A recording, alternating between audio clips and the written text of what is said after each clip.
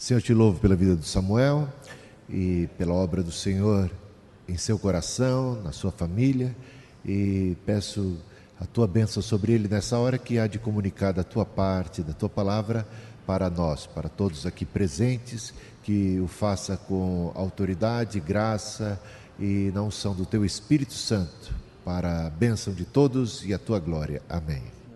Amém, glória a Deus. É muito bom estar na presença de Deus com os irmãos. Uma palavra que eu li essa semana, a gente já compartilhou na nossa célula, 2 Coríntios, capítulo 12, versículo 9 em diante. Então, na medida que forem localizando, vão se levantando e vamos ler essa passagem tão graciosa da parte do apóstolo Paulo e da parte de Deus para nós. O versículo 9 diz assim: a minha graça te basta, é Deus falando para o apóstolo Paulo, pois o meu poder se aperfeiçoa na fraqueza. Portanto, de boa vontade me gloriarei nas minhas fraquezas, para que em mim habite o poder de Cristo.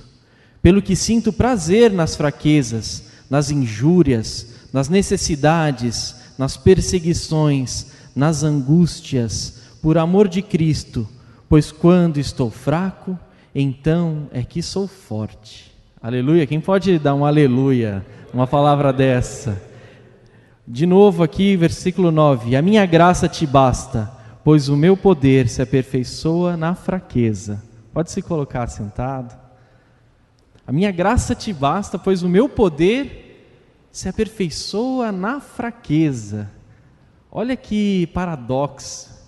A gente tem vivido momentos onde é pregada a prosperidade, a vitória do crente, o carrão. Basta ligar a televisão, acho que no horário nobre, em 2, 3 canais aí abertos, que a gente vê o carrão, eu vivo, eu sou o mundial, eu sou o tal. E a gente vê essa dicotomia. Então o cristão tem que ser o vitorioso, o cristão ele tem que ser aquele que não fica doente, aquele que não é abalado, né? Quando o apóstolo Paulo fala que o poder do Senhor se aperfeiçoa na fraqueza, e aí ele diz: então eu passei a me gloriar, a louvar ao Senhor na fraqueza, a agradecer pelas perseguições, a agradecer pelas lutas, pelas batalhas. Quem aqui pode agradecer por uma luta, por uma batalha? Quem pode agradecer aqui por uma luta, por aquilo que está passando? Olha que dificuldade é essa da gente entender essa palavra. E eu estava lendo um livro do Nassim Taleb, que é um livro secular, inclusive muito voltado para a administração dos negócios, e ele escreveu um livro que ele fala assim: antifrágil, coisas que se beneficiam no caos. Esse livro é bastante interessante, e ele tem muita, apesar do Nassim não trazer essa base bíblica, a base bíblica ela está inerente e gritante. Antifrágil, coisas que se beneficiam no caos. O que é uma coisa frágil? Uma coisa frágil é uma coisa que é quebrável, não é? Quando a gente vai viajar ou quando a gente manda pelos correios aquele pacote frágil, então aquilo é o que é, tome cuidado com aquilo, porque aquilo pode quebrar, correto?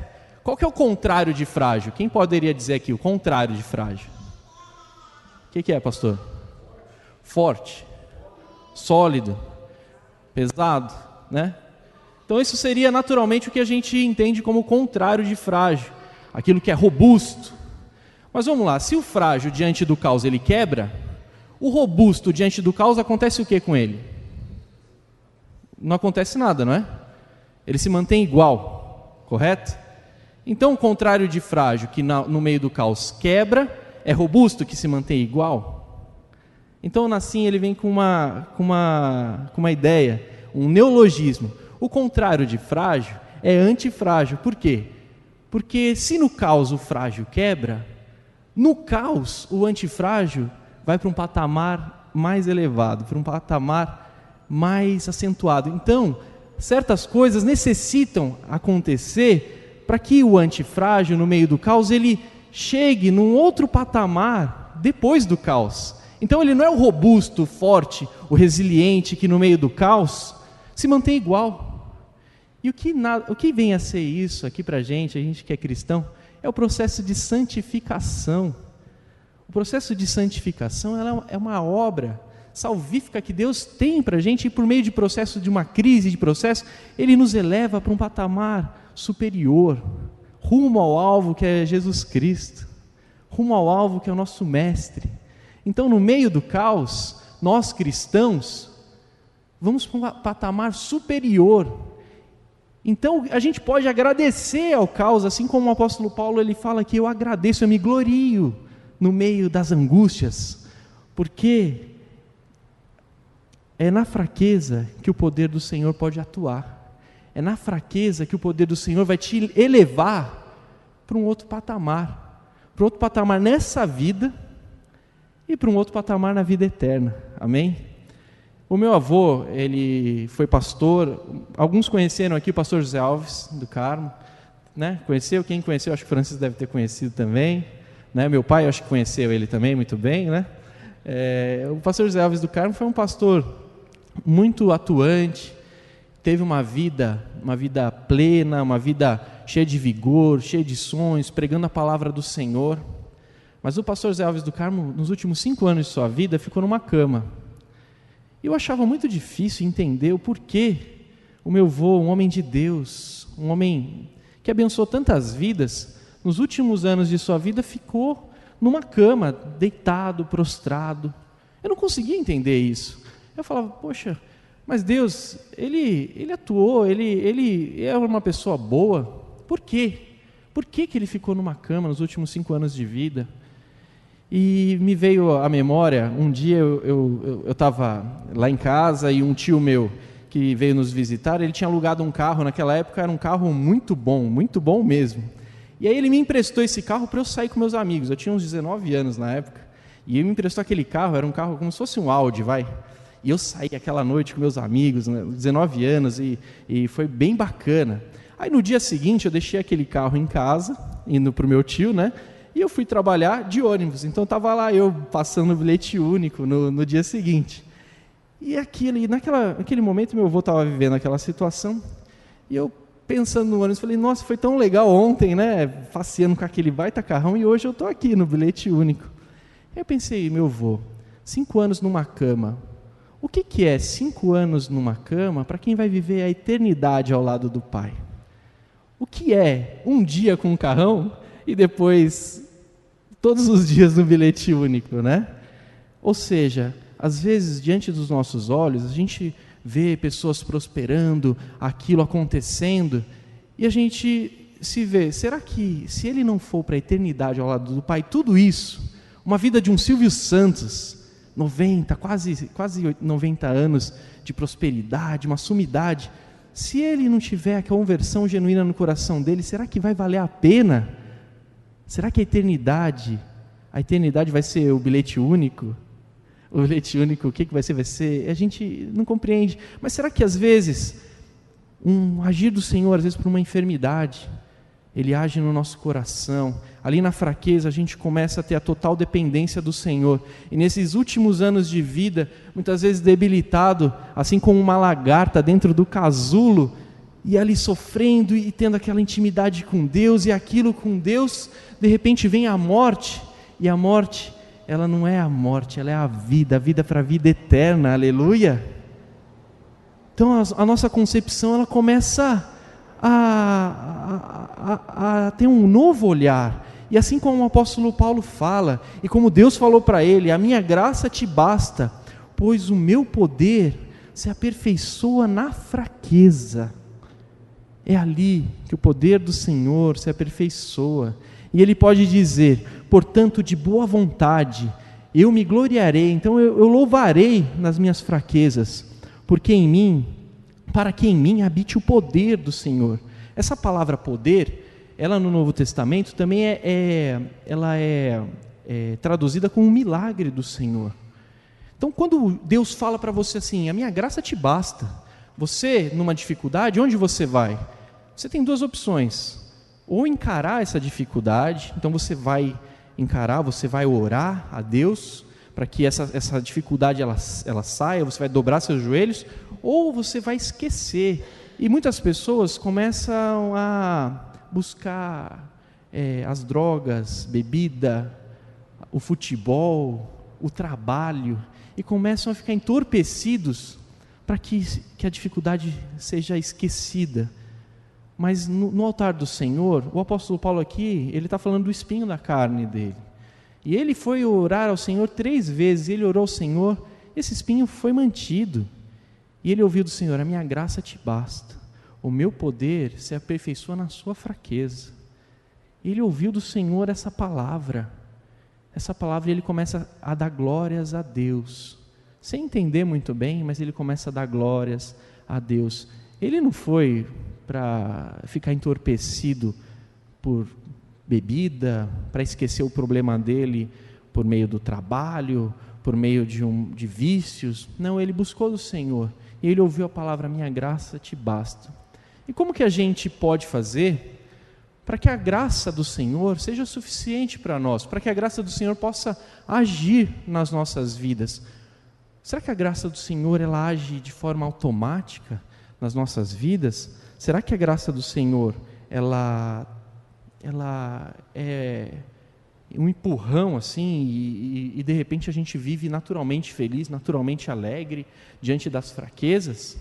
Ou será que o Senhor espera uma atitude nós diante das fraquezas, assim como o apóstolo Paulo? O apóstolo Paulo possivelmente estivesse sofrendo angústia, ele estava muito resistente com aquele espinho na carne, com aquela questão. Ele vai orar ao Senhor, e orando ao Senhor ele ouve: a minha graça te basta. E nós, o que nós precisamos fazer para que a graça do Senhor seja suficiente para nós? Se a gente abrir em Provérbios 3, versículo 5 em diante, a gente tem o segredo para que a gente deixe o agir do Senhor ser manifesto em nossas vidas.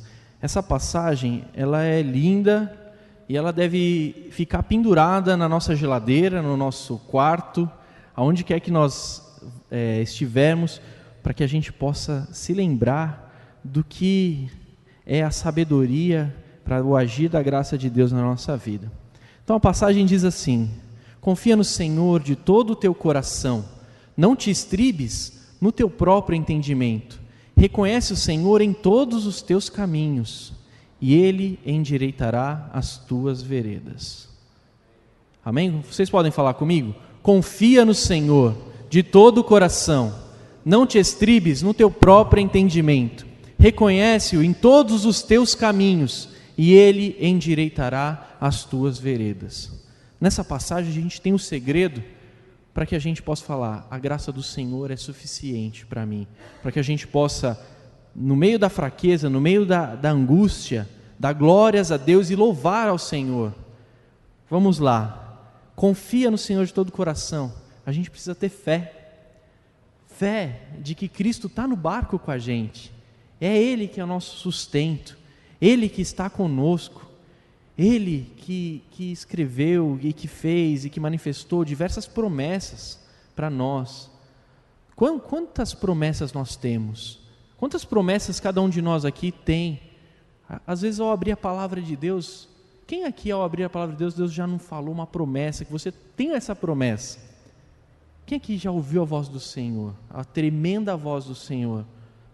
Eu já ouvi a voz do Senhor, e no meio da angústia foi a voz do Senhor que acalmou meu coração, e eu pude cantar e louvar, apesar daquela situação, agradecer a Deus. Vamos pegar alguns exemplos na palavra. José do Egito. José do Egito foi vendido pelos irmãos, foi feito escravo, foi prisioneiro, e tudo isso não foi insumo para que ele se tornasse quem se tornou? Davi tinha promessa, ele foi escolhido, foi ungido antes mesmo, quando ele era o menor de todos de seus irmãos, ele foi ungido, mas não foi imediatamente que o trono chegou a Davi. Davi sofreu perseguições, angústia, tentou a morte, ele pôde usar com a força do seu braço, mas ele confiou em Deus, e ele foi abençoado. Será que todo esse processo de Deus na vida dele não foi o insumo necessário para que Davi se tornasse o rei de Israel? O povo no deserto ficou rodando 40 anos até entrar no deserto. A gente não precisa rodar tantos anos, né, fica dando volta. Quem aqui não quer dar volta? Eu não quero dar volta. Eu quero aprender rápido. E melhor é aprender com o erro dos outros, não é verdade? Então assim, a gente vê o erro dos outros, a gente pode com isso se gloriar até na fraqueza que a gente observa da sociedade. Corrupção, eu não vou ser corrupto. Olha o que está acontecendo com os corruptos aí. Eu não vou fazer isso ou fazer aquilo porque eu aprendo com o erro dos outros. Mas inevitavelmente a minha vida vai sofrer angústias, vai sofrer apertos. E aí eu vou ser robusto, ficar igual diante desses apertos? Ou eu vou ser antifrágil? Você uma pessoa que no meio do caos eu vou me tornar uma pessoa melhor. A gente está vivendo um momento de crise financeira, a gente pode passar desse patamar, se Deus quiser, a gente vai ter um momento de prosperidade com mais consciência financeira e com outras questões, não é verdade? Então, a gente precisa aprender a ter fé de que Deus está no barco com a gente e utilizar isso como um insumo do nosso crescimento espiritual. Depois, a gente não se apoia no seu próprio entendimento. Precisa ter obediência. Vamos lá, vamos lembrar a história de Pedro. Pedro, pescador por diversos anos. Aí ele está lá pescando, a noite toda, pescando, tentando pescar, na verdade, parece, se tiver pescaria dos homens aqui, eu acho que vai ser desse jeito, tentando lá pescar e não pega peixe nenhum. E Pedro estava lá, passou a noite toda sem pegar um peixe sequer. Aí ele encontra Jesus no meio da praia, e Jesus fala para ele, volta lá e joga a rede para o outro barco, para o outro lado, joga a rede para o outro lado. Pedro podia falar o seguinte para Jesus, fala, Jesus, você é carpinteiro, não é verdade? Você é carpinteiro, de pesca entendo eu que sou pescador, de pesca eu entendo, não o senhor. Eu pesquei a noite toda, eu não achei nenhum peixe, não tem peixe, tá? Aconteceu alguma coisa. Aí Jesus fala, não, vai lá. Aí Pedro, qual que é a atitude dele? Não se estribou no seu próprio entendimento, ele fala, na tua palavra, Senhor, pela tua palavra eu vou lançar a rede do outro barco. E a pesca foi o quê? Foi maravilhosa, não é verdade? Então a gente precisa saber ser obediente. Se a gente obedece a Deus, muitas vezes vai contra aquilo que é nosso entendimento. Se você obedece algo que você acredita, você está sendo simplesmente inteligente. Porque se você acredita naquilo, ok, eu estou sendo uma pessoa inteligente. Simplesmente eu acredito naquilo e eu obedeço. Agora, se você obedecer por algo que você, no seu próprio entendimento, não reconhece, então aí você é obediente, não é verdade? Eu lembro muito da Helena, meu pai já contou aqui, ela pequena, eu falo, Helena, desce dessa cadeira já, ela vai lá e desce, ela vem e me procura, fala, papai, eu não quero ser obediente. Eu falo, por quê, filha? Porque eu quero ser feliz. Olha só, ela tinha 2 anos e pouco nisso, não quero ser obediente, quero ser feliz. Será que o nosso Deus, Ele não quer a nossa felicidade? Ele não enviou, não permitiu que a gente passe por uma dificuldade ou outra para que a gente se eleve a um novo patamar? Aí vamos ser obedientes ou vamos ser teimosos e ficar que nem o povo no deserto dando volta? O que a gente quer para a nossa vida? E o terceiro segredo é o louvor. Reconhece o Senhor em todos os teus caminhos, reconhece Ele em todos os teus caminhos. Então isso vai te ajudar, vai ajudar a mim, vai ajudar a gente a entender a situação, diante dessa situação, aprimorar a nossa vida com Deus, a reconhecer que Ele está com a gente. E quando Ele fala em Isaías 41:13, eis que te tomo pela tua mão direita e te digo, não temas, eu te ajudo.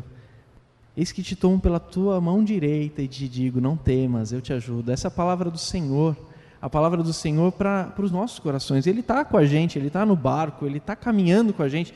Se você está passando uma situação de dificuldade, agradeça ao Senhor, assim como o apóstolo Paulo, louve ao Senhor, entenda que o Senhor está com você. Muitas vezes você passa porque você cometeu erros mesmo, mas você vai repetir esses erros, você vai repetir os erros dos seus pais, os erros dos seus avós, ou você, a partir daquele momento, vai tomar uma atitude de louvor e de agradecimento e falar: Deus, eu quero que a minha vida seja diferente. A minha vida, ela está seguindo pelo mesmo caminho da vida do meu pai, do meu avô, mas eu quero que a minha vida, eu quero fazer um pacto com você, Jesus. E eis que estou aqui, te tomo pela tua mão direita e te digo: não temas, eu te ajudo. Essa é a voz do Senhor. E como o apóstolo Paulo fala aqui, que ele ouviu do Senhor: a minha graça te basta, pois o meu poder se aperfeiçoa na fraqueza, a gente tem que ter a certeza de que Ele endireitará os nossos caminhos. É Ele que endireitará os nossos caminhos, e essa é a graça do Senhor. É a graça do Senhor agindo para endireitar as nossas veredas, agindo para que naquilo que a gente não entende, de repente a gente utiliza isso como insumo para o nosso crescimento, e dali para diante a gente está num grau elevado, num patamar elevado de conhecimento e de graça de Deus.